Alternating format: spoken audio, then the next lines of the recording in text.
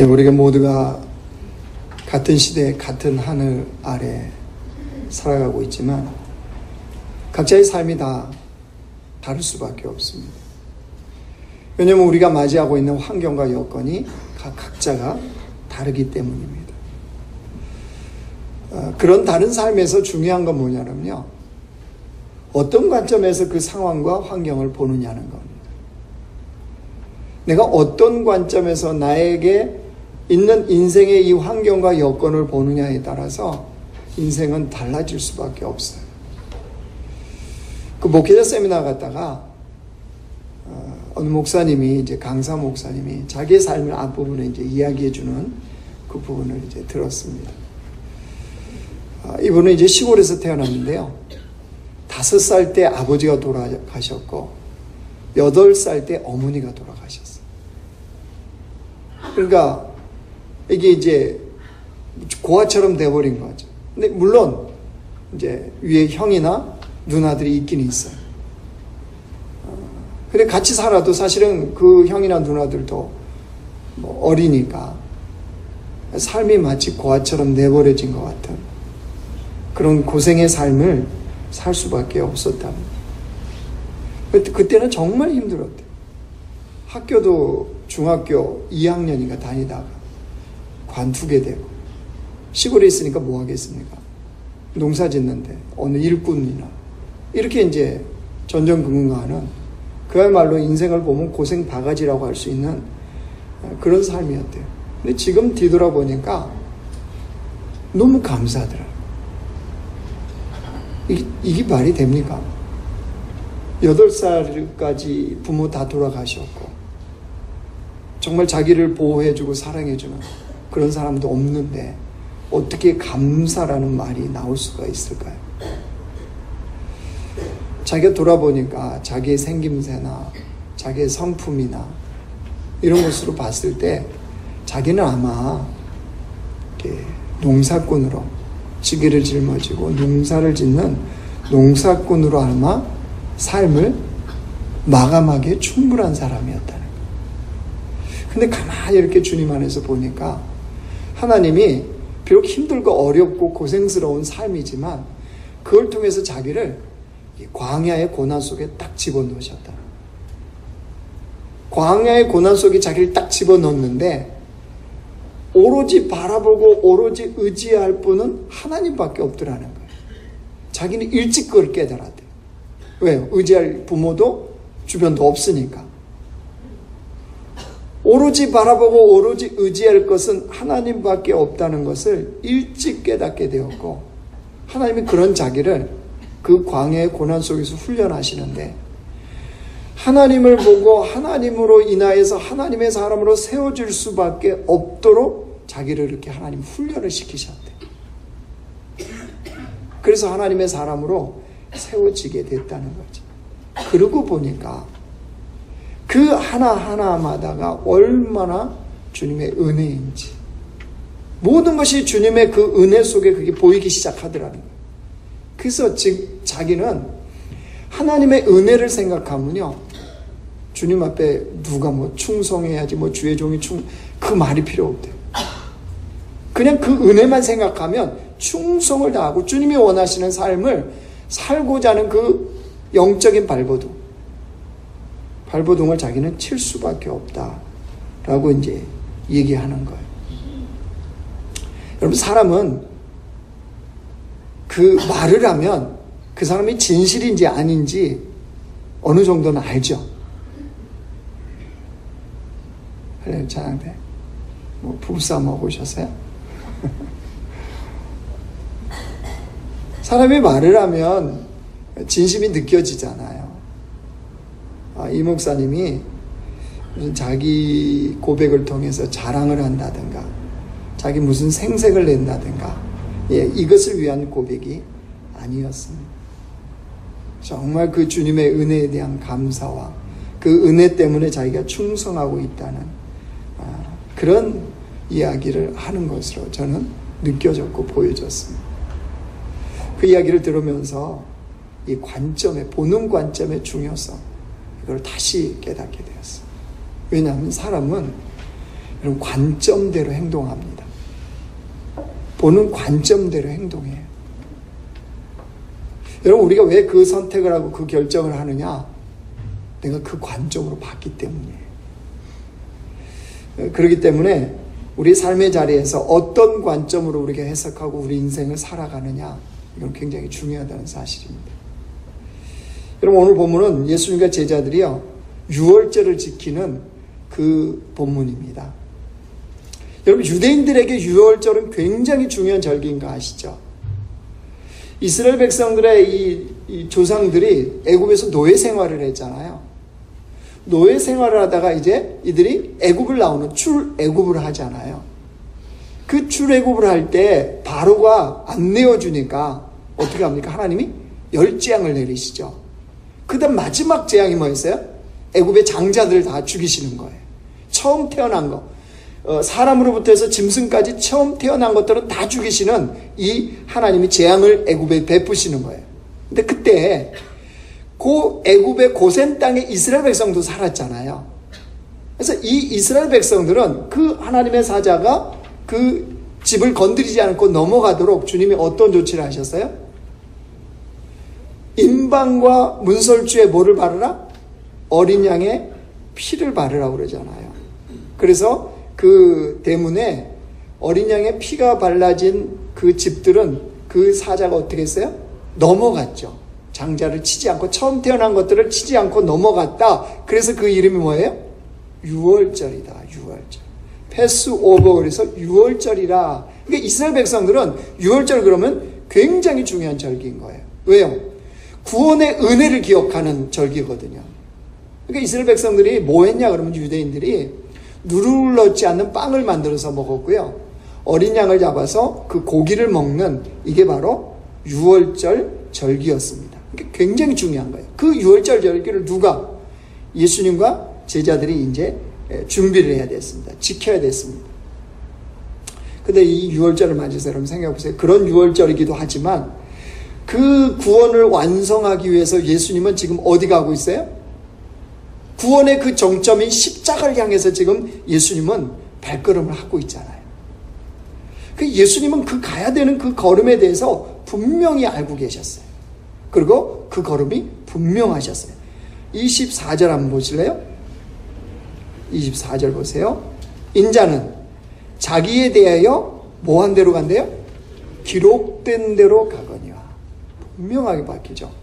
예수님은 자기에 대하여 성경이, 하나님의 말씀이 기록된 대로 그 발걸음을 지금 가고 있다는 거예요. 예수님은 그렇게 가야 될 길을 분명히 아셨어요. 예수님이 가야 될 발걸음이 뭡니까? 말씀을 이루는 삶. 말씀대로, 기록된 대로 그 길을 주님은 지금 가고 있는 거예요. 왜요? 예수님의 삶은 말씀을 이루는 삶. 즉, 하나님의 말씀에 예언해 놓은 그 말씀을 이루고자, 그 말씀을 성취하고자 하는 예수님의 발걸음이었기 때문입니다. 그래서 예수님이 마지막 십자가에서 숨을 거두실 때 뭐라고 그러셨어요? 다 이루었다. 무엇을 이루셨다는 거예요? 주님의 말씀. 자신의 삶을 통해서 주님의 말씀이 단 하나라도 이루어지지 않은 것이 없으셨다는 거예요. 그래서 다 이루었다 이렇게 말씀하시는 겁니다. 그러니까 예수님의 삶은 한마디로 온전히 말씀을 위한 삶을 사셨고요. 말씀에 의한 삶을 사신 거예요. 왜요? 말씀 그 자체시니까. 그러니까 예수님의 행동은 본인 임의로 행동하신 거, 그냥 한번 행동해 본 거, 이거 없습니다. 예수님의 삶의 모든 행적과 모든 행동은 말씀을 이루고자 하는 행동이었고 삶이었다는 사실입니다. 왜요? 예수님은 성경을 따르는 행동을 하셨기 때문입니다. 그러니까 여러분 이 관점에서 보세요. 지금 유월절을 지키는 거, 그 다음에 십자가를 향해서 나가는 거, 이 다 뭐예요? 말씀을 이루고 있는 중이었습니다. 자, 우리 예수님은 기록된 대로, 즉 말씀이 말씀하시는 대로 그 삶을 사시는 거예요. 그런데 하나님의 통치와 하나님의 역사도 기록된 대로 말씀대로 이루어지고 있어요. 세상이 아무리 요동치고 경제나 정치나 종교나 교육이나 문화나 어떤 영역에서 타락을 하든 갈등이 있던 어떤 난리가 치던 미국과 중국이 강대 강으로 부딪혀서 무역전쟁을 하든 환율이 어떻든 여러분 분명한 사실은 하나님 아버지의 통치하심 아래 말씀대로 세상은 진행되고 있다는 사실이에요. 주님이 기록된 대로 가신 그 이유가 하나님이 말씀하신 대로 세상은 되어지고 세상은 완성될 것이고 세상은 끝날 것입니다. 자, 이거는 변함이 없어요. 누가 대통령이 되든 정치가 어떠든 이건 변함이 없는 진리입니다. 자, 그러면 그 세계 속에 살아가는 우리들이요, 우리들은 어떤 관점으로 볼 거냐는 거예요. 그 세계 속에, 그 하나님의 구속사 세계 속에서 우리는 어떤 관점으로 우리 인생을 보고 나 자신을 보고 내 삶을 볼 거냐는 거예요. 이 변함없는 진리 안에서. 그럼 예수님이 그 삶을 이루어가는데, 말씀을 이루어가는데 중요하게 쓰임받는 한 사람이 나온다. 여러분 보세요. 17절 18절 보세요. 같이 읽습니다. 시작. 무교절의 첫날에 제자들이 예수께 나와서 이르되 유월절 음식 잡수실 것을 우리가 어디서 준비하시기를 원하시나이까? 이르시되 성한 아무에게 가서 이르되 선생님, 말씀이 내 때가 가까이 왔으니 내 제자들과 함께 유월절을 내 집에서 지키겠다 하시더라 하라 하시니. 예수님과 제자들도 유월절 만찬을 위한, 유월절을 지키기 위한 자리가 필요했습니다. 근데 그 자리를 누가 내어줬다고요? 누굽니까? 누가 그 자리를 내어줬습니까? 누가 그 다락방을 내어줬나요? 성경에 뭐라 기록돼요? 성안 아무개. 그 성 안에 사는 아무개씨예요. 아무개씨. 성경에 이름이 전혀 기록되고 있지 않으니까 오늘 본문에서 그가 누군지 우리는 몰라요. 그의 형편이 어떠한지, 그는 어떤 마음으로 예수님과 제자들을 위해서 다락방을 내어줬는지, 또 그는 어떤 고민과 어떤 사연이 있는 사람인지는 모릅니다. 중요한 것은 예수님과 제자들이 최초이자 최후의 만찬을 그 다락방에서 행했다는 사실입니다. 그리고 그곳에서, 그 다락방에서 예수님은 중요한 말씀을 제자들에게 하셨어요. 본인이 말씀대로 어디를 가시는지, 또 본인이 말씀을 통해서 제자들이 어떠해야 되는지, 본인이 말씀을 통해서 하나님 나라가 어떤 나라인지 어디에서요? 그 다락방에서 최초이자 최후의 만찬을 통해서 그 말씀을 하셨어요. 중요한 거는 이 성안 아무개시요. 이 성안 아무개시는 그가 순종함으로 인해서 주님께서 기록된 말씀대로 가는 그 삶에 쓰임받았다는 사실이에요. 주님의 중요한 선한 도구로 쓰임받았습니다. 하나님의 말씀을 이루는 선한 도구가 성안 아무개씨가 된 거예요. 여러분, 그뿐입니까? 예수님이 이 땅에 육신을 입고 오실 때를 보십시오. 그때 마리아가 쓰임받잖아요. 마리아 입장에서 한번 생각해 보십시오. 천사가 어느 날 나타나서 수태고지를 하잖아요. 성령으로 잉태할 것이다. 마리아가 얼마나 당황스럽게, 우리야 마리아 이야기니까 그냥 보는 거예요. 우리 믿음이 너무 좋아서 다 믿어요. 그죠? 그죠? 근데 그 사건이 내 사건이었다. 여러분 어떻게 했습니까? 마리아 마음이 충분히 이해 안 됩니까? 누가복음 1장 34절 보여주세요. 같이 읽어요. 시작. 마리아가 천사에게 말하되 나는 남자를 알지 못하니 어찌 이 일이 있으리까?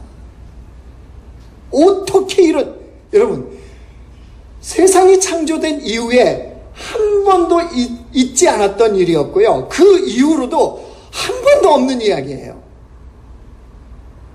처녀가 성령으로 잉태하여서 아이를 낳는다. 마리아의 이 당황스러운, 이해 불가능한, 아니요, 이거는 이해가 될 일이 아니에요. 이해 불가능한 그 마음을 아시겠습니까? 중요한 건 마리아가 어떤 고백, 어떤 선택을 했냐는 거죠. 38절 보겠습니다. 같이 읽어요. 시작. 마리아가 이르되 주의 여종이오니 말씀대로 내게 이루어지이다 하매 천사가 떠나가니라. 여러분, 마리아는 이걸 다 이해하고 어떤 사건일지 알고 지금 고백할까요? 아닙니다. 이거는 믿음이 아니고는요, 받아들일 수 없는 거예요. 그러니까 마리아는 뭘 믿은 거예요? 하나님은 말씀대로 세상을 창조하셨고 통치하시고 이루어 가신다는 것을 마리아는 믿은 거죠. 그러니까 말씀대로 이루어지다. 그 하나님께서 말씀을, 기록된 대로 말씀을 성취해 가시는 곳에 자기를 뭘로 해요? 선한 도구로 자신을 내어 드린 겁니다. 그래서 마리아의 인생은 그 말씀이 성취되는데 선한 도구로 쓰임을 받는 겁니다. 여러분, 주님은 기록된 대로 말씀의 그 삶을 걸어가시는 이 세상에 성한 아무 개씨나 이 마리아와 같은 사람만 있는 게 아닙니다. 오늘 본문에 또 다른 사람이 있습니다. 21절 가보십시오. 같이 읽습니다. 시작. 그들이 먹을 때에 이르시되 내가 진실로 너희에게 이르노니 너희 중에 한 사람이 나를 팔리라 하시니. 24절에도 보세요. 인자는 자기에 대하여 기록된 대로 가거니와 인자를 파는 그 사람에게는 화가 있으리로다.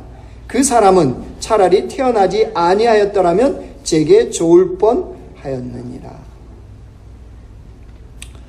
예수님께서 기록된 대로 말씀을 이루어 가시는 그 삶에 어떤 사람도 있다고요? 가룟 유다 같은 사람도 있습니다. 성한 아무개 씨와 마리아와 같은 사람만 있는 게 아니고 가룟 유다와 같은 사람도 있다는 거예요.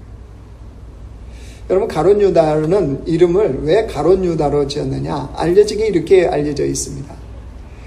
유대인들이 굉장히 이렇게 존경하고 명예스럽게 생각하는 사람 중에 한 사람이 유다 마카비우스라는 사람이 있습니다. 전쟁의 영웅인데 유대인들이 다 존경을 하고 명예스럽게 생각하는 그 사람. 이 가룟 유다의 아버지가, 부모님이 아마 유다를 그런 사람이 되라고 이름을 그렇게 지은 것 같아요. 그래서 유다예요. 앞에 가롯은 뭐예요? 그가 사는 지방이에요. 지방의 이름이에요. 여러분, 예수님의 제자들은 대부분 어디 출신이에요? 갈릴리 깡촌 출신입니다. 그런데 이 유다가 태어나고 살았던 가롯이라는 지역은 예루살렘으로부터 남쪽으로 30마일, 즉 갈릴리 깡촌하고는 비교도 되지 않을 도시예요. 좋은 도시란 말이에요. 그런 출신이에요. 더구나 가룟 유다는 알려지기에 총명하고 유능하고 야망이 큰 그런 청년으로 알려져 있습니다. 그가 얼마나 똑똑했는지는 이 사건 하나만 봐도 압니다. 여러분, 예수님의 12제자 중에는 계산을 잘하는 사람이 한 사람이 있습니다. 누굽니까? 세리 출신인 마태입니다. 마태. 여러분 생각에 12명의 제자 중에 예수님께서 재정 담당을 맡기잖아요. 누구를 선택할 것 같습니까? 마태를 해야 마땅하지 않아요? 그런데 사실 12제자 중에 재정 담당이 누구였어요? 가룟 유다였습니다. 여러분, 재정은 보통 믿을만 하는 사람을 시킵니까? 믿을만 한 사람을 시킵니까? 저도 제대로 말하는 믿을만 해야 시키잖아요. 예수님이 아무나 시키지는 않으셨을 거 아니에요. 그게 가룟 유다였단 말이에요. 그런데 주님이 말씀을 성취해 가는 데는, 십자가를 지시는 데는 그 주님을 배반하고 파는 사람이 말씀의 예언이 되어 있어요. 그렇죠? 인자를 배반하고 팔 사람이 말씀의 예언이 되어 있단 말이에요. 근데 그 말씀을 이루는 도구로 누가 하필이면 딱 들어온 거예요? 가룟 유다가. 가룟 유다는 주님께서 기록된 대로 말씀을 이루어가는 그 성취하는 삶에 악한 도구로 쓰임받. 근데 여러분, 우리가 경계해야 될 게 있어요. 예수님께서 누굽니까? 제자들이 물어요. 그러면 가룟 유다다 이러셔도 되잖아요. 그런데 오늘 뭐라고 다시 21절 가보세요. 그들이 먹을 때 이르시되 내가 진실로 너희에게 이르노니 너희 중에 한 사람이 나를 팔리라 하시니. 왜 예수님은 가룟 유다다 이렇게 말씀 안 하셨을까요? 재정 담당하는 그다 왜 말씀 안 하셨을까요? 왜 너희 중에 한 사람이 나를 팔리라 이렇게 애매모호한 것처럼 이렇게 말씀해 놓을까요? 이 말씀을 기록해서 우리에게 들려주시는 이유가 뭘까요? 너희 중에 한 사람이 나를 팔리라 하는 그 한 사람이 이 시대에 우리일 수도 있다는 거예요. 이 시대의 가룟 유다가 우리가 될 수도 있다는 뜻입니다. 무슨 말입니까? 주님께서 기록된 대로 말씀을 성취해 가는데 우리 자신이 악한 도구로 쓰임받을 수도 있다는 거예요. 여러분, 가룟 유다가 뿐만이 아니에요. 이스라엘 백성들 출애굽이요. 지금 6월절 출애굽을 기념하여 지키는 절기잖아요. 이스라엘 백성들이 애굽에서 노예 생활할 때 이 출애굽을 지키는 이것이 하나님께서 예언하는 이미 예언된 말씀인 거 아시죠? 이 백성들이 노예 살다가 출애굽을 하도록 하는 그 말씀이 이미 예언되어 있어요. 그 예언된 말씀을 성취하는 거예요. 그런데 여기에도 또 도구 역할을 하는 사람이 있어요. 누구요? 바로 왕이요. 바로. 마음을 강팍하게 함으로 인하여서 이 백성을 내어주지 않아요. 그래서 하나님이 어떤 분이신지 이 백성들과 애굽 백성들이 철저하게 경험할 수 있도록 거기에 쓰임받는 도구. 근데 그게 악한 도구예요. 누구요? 바로 왕이에요. 바로 왕. 무엇을 말하느냐? 여러분, 분명한 사실은 하나님은 말씀을 반드시 이루어 가십니다. 기록한 그 말씀대로 주님은 통치하시고 다스리셔서 그 말씀을 성취하시는 하나님이십니다. 그렇다면 그 진리의 말씀을 이루어 가시는 곳에서 우리 인간이 하나님의 말씀을 알든 모르든 하나님은 그 세상 속에 있는 인간을 통해서 하나님의 말씀을 이루신다는 사실이에요. 내가 알든 모르든 그 인간을 도구로 사용하셔서 하나님의 말씀을 성취하시는 거예요. 그래서 중요한 거예요. 하나님께서는 하나님의 말씀을 성취해 가시는데 내가 그 하나님의 말씀을 성취하는데 어떤 도구가 되느냐는 거예요. 어떤 도구. 난 무관한데요. 아니, 무관한 거 없어요. 내가 하나님의 선한 도구로 말씀을 이루어가는 데 쓰임받느냐, 내가 하나님의 말씀을 이루는데 악한 도구로 쓰임받느냐. 여러분, 잠언 14장 1절 보세요. 같이 읽어요. 시작. 지혜로운 여인은 자기 집을 세우되 미련한 여인은 자기 손으로 그것을 허느니라. 지혜로운 여인도 있고 미련한 여인도 있대요. 그렇죠? 세상에는 지혜로운 여인도 있고 미련한 여인도 있죠. 자기 집을 세우는 여인도 있고 자기 집을 허는 여인도 있듯이 여러분의 인생은 어떤 여인 같습니까? 여러분은 어떤 여인이세요? 하나님 나라의 어떤 여인이십니까? 주님의 몸된 교회에 여러분은 어떤 여인이세요? 여러분 직장에서, 가정에서 여러분은 어떤 여인으로 쓰임받고 있습니까? 또요, 이 다니엘서 12장 보였어요. 같이 읽어. 시작. 지혜 있는 자는 궁창의 빛과 같이 빛날 것이요 많은 사람을 옳은 대로 돌아오게 한 자는 별과 같이 영원토록 빛나리라. 아니, 거기에 뭐 이렇게 바쁘신가 봐요, 방송실? 이번 마치 어디 가실래요? 많은 사람을 옳은 대로 돌아오게 하는 사람이 있어요. 그렇죠? 별과 같이 빛나는 그런 사람이 있는가 봐요. 그 다음 보여주세요. 마태복음에 같이 읽어 시작. 화 있을진저 외식하는 서기관과 바리새인들이여 너희는 교인한 사람을 얻기 위하여 바다와 육지를 두루 다니다가 생기면 너희보다 배나 더 지옥 자식이 되게 하는도다. 많은 사람을 옳은 대로 돌아오게 하는 사람이 있는가 하면 많은 사람들을 지옥 자식이 되게 버리는 누가 있다고요? 외식하는 서기관과 바리새인. 하나님 나라의 별과 같이 빛나는 사람이 있는가 하면 외식하는 서기관과 바리새인 같은 사람도 있다는 거예요. 자, 여러분은 지금 이 땅에 살아가시면서 어떤 사람들이십니까? 하나님의 말씀을 이루어가는데 별과 같이 빛난 옳은 사람을 많은 사람을 옳은 대로 돌아오게 하는데 쓰임받는 도구이십니까? 아니면 오히려 많은 사람들을 지옥 자식이게 하는 외식하는 서기관과 바리새인입니까? 나는 도대체 어떤 도구입니까?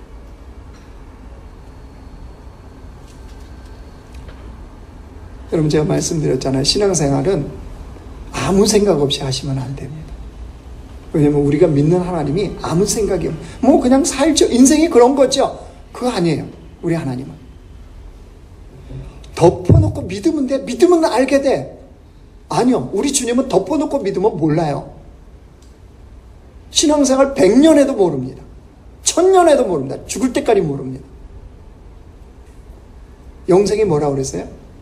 그 주님을 아는 거예요. 여러분 그냥 믿으시면 안 되고 그냥 살면 안 돼요. 인생은 그냥 되는 게 아니에요. 여러분 본들 관점 이야기를 했잖아요. 어떤 관점으로 보느냐 그랬잖아요. 우리가 주의 말씀의 관점으로 보기 위해서는 말씀을 알아야죠. 그렇지 않아요? 알아야 그 관점으로 보는 거 아니에요?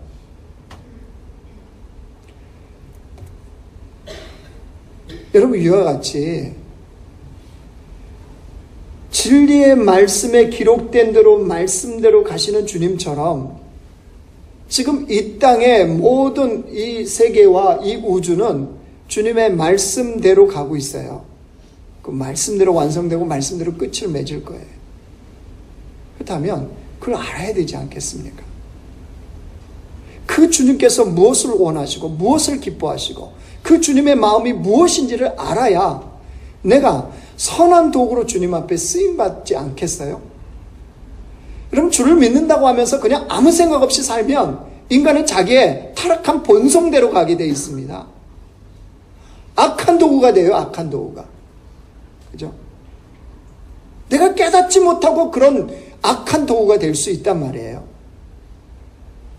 그렇기 때문에 여러분 오늘이 성탄을 대망하는 대림절 둘째 주예요. 예수님이 이 땅에 오셔서 어떤 삶을 사셨고 그 주님이 무엇을 향해서 가셨는지 우리는 분명히 알아야 되지 않습니까? 하나님이 말씀하신 바 기록된 대로 주님의 발걸음은 가셨습니다. 말씀을 이루고 말씀에 의한 삶을 주님은 사신 거죠. 그러면 우리도 그 예수님을 따라가야 되지 않겠습니까? 이 땅에서 우리 코에 호흡이 있는 동안 우리 인생을 사는 동안 우리가 예수님을 따라 살아가는 것.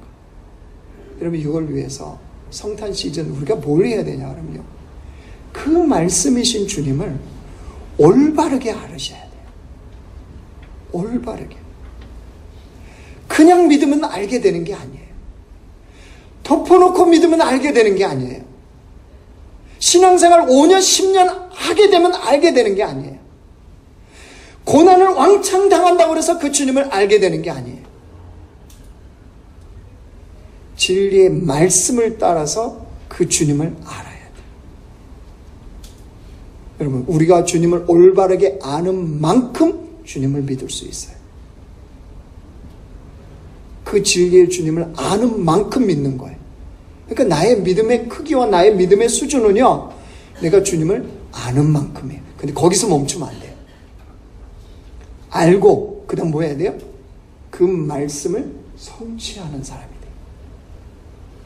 주님의 선한 도구로 내 삶의 현장에서 그 말씀의 선한 도구로서 살고자 하는 그 삶이 우리에게 있어야죠. 그리할 때 예수님의 이 땅에 오신 성탄을 대망하고 예수님이 다시 이 땅에 재림하시는 그 날을 고대하며 사는 주의 백성이 되어줄 수 있다는 사실입니다. 그리스도인들은 성탄 시즌을 그렇게 보내는 거예요.